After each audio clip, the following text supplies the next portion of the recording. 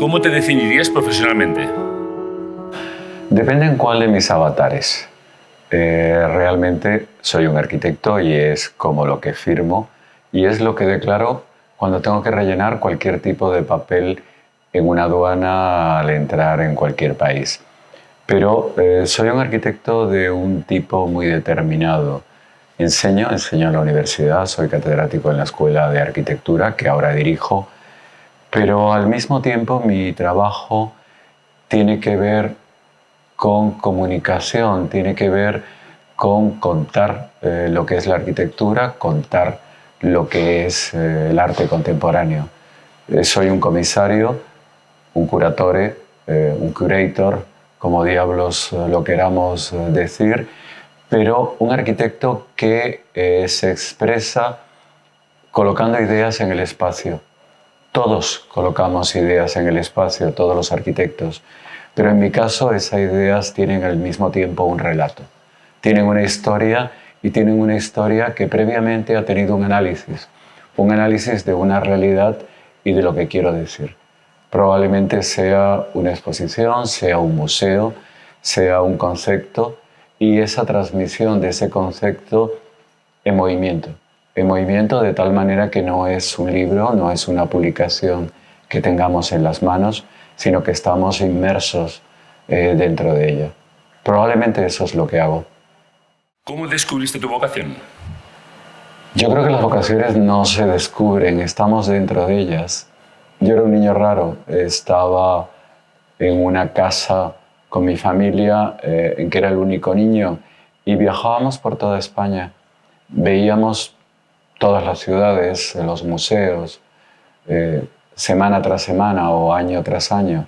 Finalmente, en el momento de elegir la carrera, me di cuenta que lo que me interesaba de todo eso era la arquitectura y que la arquitectura no era lo que yo creía que era la historia del arte, la arqueología, sino que eso era realmente la arquitectura y entré en la escuela. O sea, fue un descubrimiento de una realidad en la que había vivido siempre, pero darme cuenta que operar sobre esa realidad, operar sobre esa arquitectura, estudiarla, terminar analizándola y he terminado enseñando, siendo el catedrático de análisis de la arquitectura de nuestra escuela, era lo que me interesaba.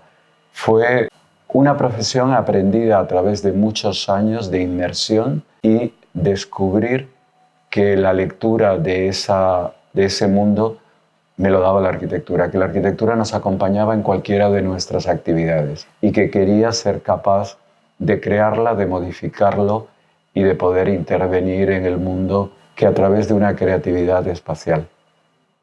¿Tus herramientas inseparables para el trabajo son? La cabeza.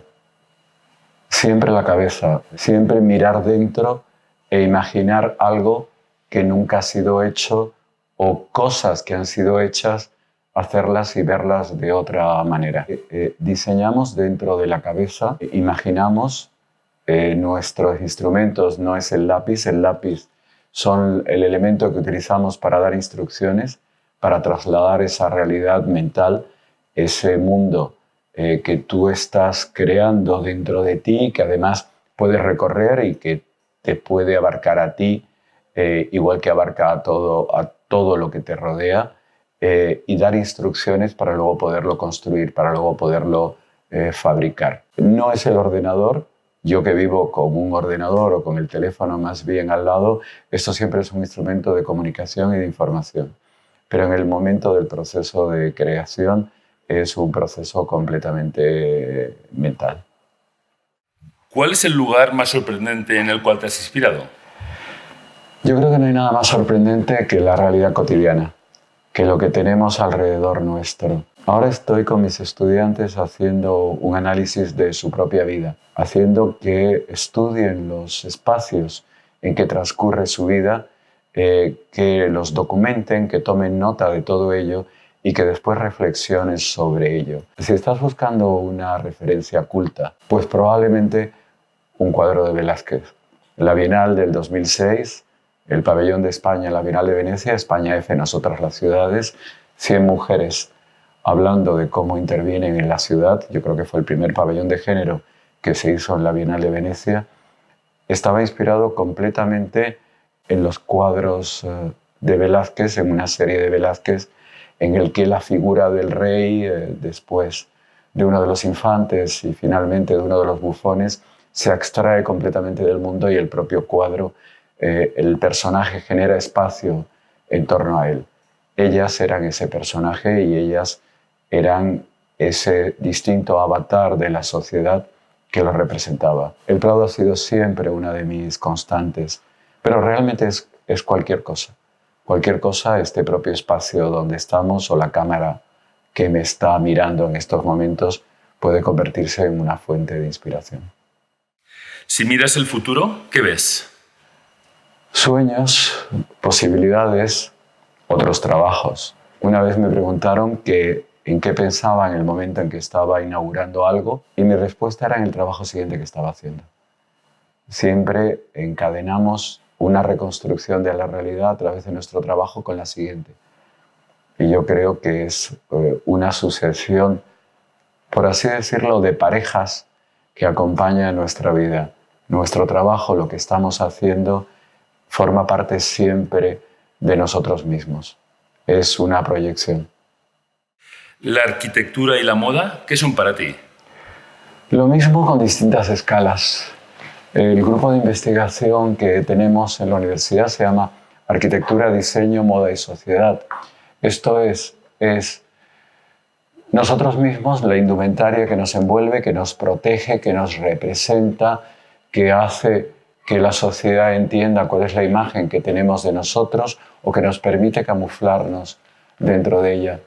Los objetos diseñados, el ajuar que nos rodea, en los espacios que los contienen, los edificios que contienen esos espacios, la ciudad que contiene y forma esos edificios. Si te das cuenta, estoy hablando de escalas y estoy hablando de entendimiento y estoy hablando de un zoom a través de la realidad. Y he hablado de la realidad muchas veces ya. ¿Algún proyecto, idea o realización que tengas en mente y que nos puedas revelar? Muchos, pero tendría que mataros si lo revelo.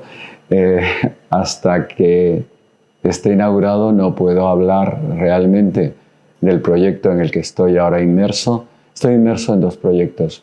Uno, la propia Escuela de Arquitectura, transformar probablemente la mejor escuela que hay en Europa de arquitectura en algo todavía más vinculado con un mundo real que es muy distinto de la profesión en la que yo entré a principios de los años 70. Y, por otro lado, hemos ganado recientemente el proyecto de museografía del Museo de las Colecciones Reales, que creo que es el proyecto para el que llevo preparándome toda la vida. Y estoy muy ilusionado en estos momentos con él.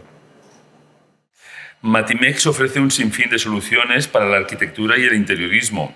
¿Qué valor añadido crees que puede aportar la cerámica de gran formato a la arquitectura y a la moda? El gran formato en cualquier tipo de material es una cualidad extra. Uno de los edificios más interesantes de la arquitectura contemporánea española, que es el edificio de Alberto Campo Baeza en Zamora. Alberto, yo creo que es de los arquitectos vivos españoles probablemente uno de los más interesantes o de los más exquisitos. No tiene una sola obra que no sea buena. Es un gran profesor, además, de mi universidad. Acaba de donar el archivo, todo el archivo de su vida, a la propia escuela. Zamora está basada en hacer un muro con la pieza de piedra más grande que se pueda tallar en estos momentos y hacer otro muro interior de cristal protegido por ese muro de piedra del exterior con la pieza de cristal más grande que se puede hacer. Y Alberto lo define así: articular una arquitectura en base al formato, en base al tamaño. Mi mayor impresión cuando era pequeño con una obra de arte fue entrar de pronto en el MoMA y descubrir el Guernica, no solamente por la intensidad del cuadro, sino por el tamaño, por el formato.